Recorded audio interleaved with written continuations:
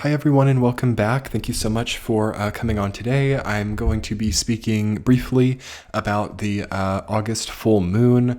What is, yes indeed, an anaretic full moon in Aquarius. And it is a very rare moon indeed, as our previous full moon last month was also a full moon in Aquarius. And this one will, of course, be moving to Pisces, but the exact point that this moon is full is while it is still in Aquarius at 29 degrees, opposite the sun at 29 degrees of Leo, with the moon, of course, being near retrograde Jupiter in Aquarius. I'm going to be talking today just about the astrology of this full moon because I thought that I needed to come on and talk about it. It's a huge hitting astrology transit, being that Aquarius is the most prominent sign of the year 2021, and that we so happen to have a repeating full moon cycle in Aquarius. What are the odds that that would happen? It's a very rare and an extremely defining time of many people's lives. So let's talk all about it. I will say that I have a few videos that have gone up this month that talk a lot about some of the other concepts coming in, along with the August comprehensive astrology video, and some other ones which I will link below about yods and all kinds of fun astrology content. So if you've been wanting more of that, be sure to hit the subscribe button and turn on the bell notifications and share this video. Hit the like button. This channel is also on Patreon. That will all be below in the show more section. Let's talk about August 22nd, okay, and the cycles coming with that time. I feel pretty positive that most of everyone have something cropping up with August 22nd through August 30th. It feels like, to some degree, a life-defining period of time for a lot of people. And it feels that there are some incredible headway coming in to be made by a lot of people. So finally overcoming something, finally no longer being weighed down, finally coming to a decision point, finally knowing that something can't keep up the way that it has, though immediately feeling a sense of relief as the right people in right places do come in. So this is one of those transits where things can really go either way. It's very hard to predict, it's very hard to gauge, but you can see that a situation that you've chosen with this full anaretic moon is either exactly what you needed it to be, very harrowing for your sense of legacy, very harrowing for your sense of vitality, and it can also be the bitter opposite of that as well. It can be an unexpected kind of huge price for something that ends up being a bit smaller than we expected, or something that ends up being not nearly as valuable as we once made it. So polarities, extremes are very likely right now. And to a degree, I don't want you to freak out if you are concerned either way about something. It feels like time is the only remedy with this situation, and it does feel like we have to follow through on what we've signed up for at this point in time. Try to avoid any type of derailing. Try to avoid any type of second guessing, pulling out. Withdrawing past this full moon is very difficult for a lot of people because it's hard to really get a full picture, I will say, with this energy. Another thing about this full moon is that you have a lot of time before it. So hopefully you're getting this video on the other side of the full moon. That would be really wonderful because you can actually kind of pull out or withdraw or choose other routes, choose other components on the other side of it. But as we hit this full moon, when this activates, so I'm talking August 22nd at about 7:30 in the morning, that's Central Time. So that would be like 5:30 a.m. Pacific time and like 8:30 a.m. Eastern time. Maybe my time zones are working right in my head. I hope so. But yeah, so early in the morning, August 22nd, this really clicks in a certain phase. It is the signal of a new paradigm. It is the signal of a broad shift for a lot of people. And I really see it kind of like taking flight, you know, especially if you've got a lot of fixed signs in your chart, like on either side of it, like Scorpio placements or Taurus placements around this 29 degree area. It really feels like now's the time to fly. Now's the time to spread those wings and take off. There's a feeling of launching. There's a feeling of really gaining ground through this point. And I think that we can't. Okay, so this is interesting. It's very important with this transit to. Okay, this is kind of hard.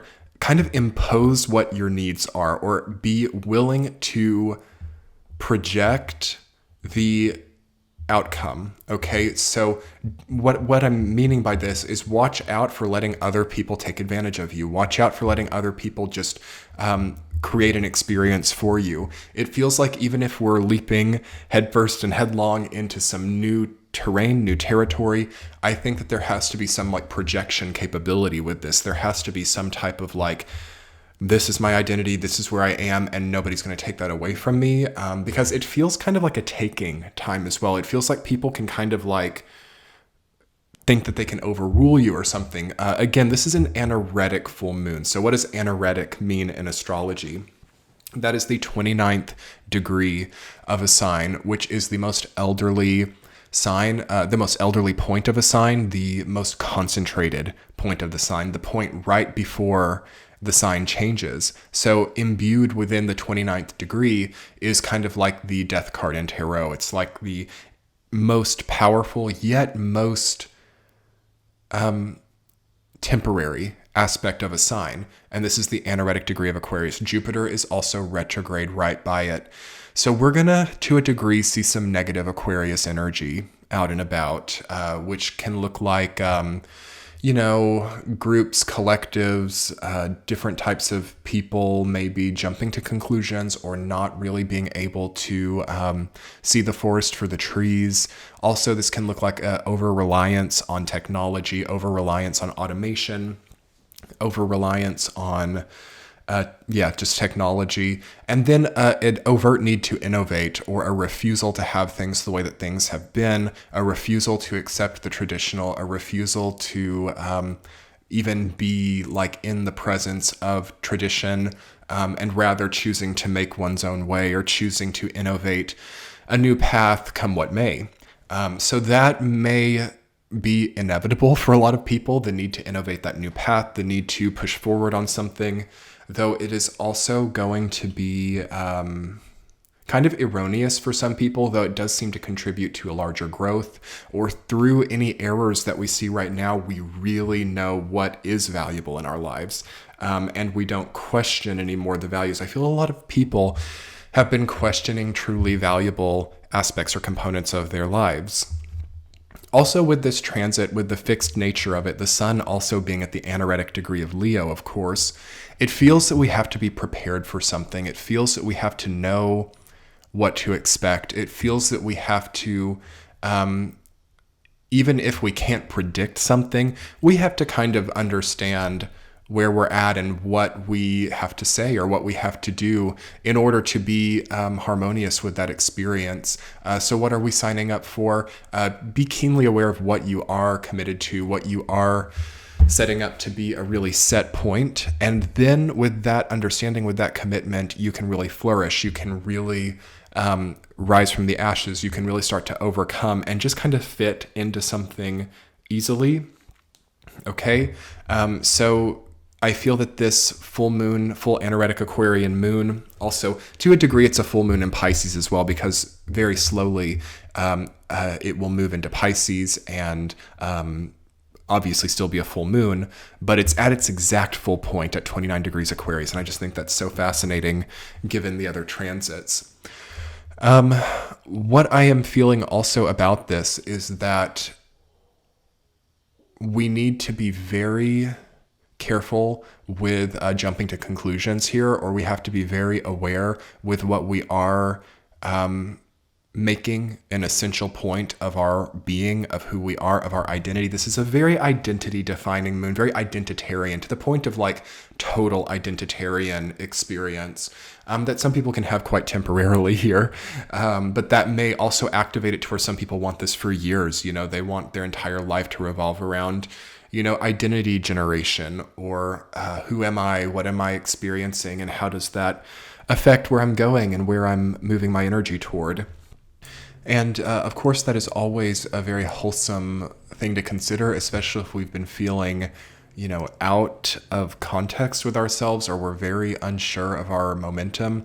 Though I will say there's something of narcissism within this opposition as well. The anaretic, both Leo and Aquarius of the sun and the moon, is a type of narcissism. So this is a very also revealing period of time in the year of 2021. In fact, this might be one of the real, like, true, clear, translucent lenses into a situation, because a lot of this year is very packaged. A lot of the energy of 2021 is about like framing and packaging and the projected identity and the reputation and things like that. Though I will say, like, people who are not being genuine or people who are not really what they're projecting would probably be visible, and that would probably come through some type of like extreme level of haughtiness, extreme level of pushiness, even to the point of infringing on like the rights of another person, or infringing on,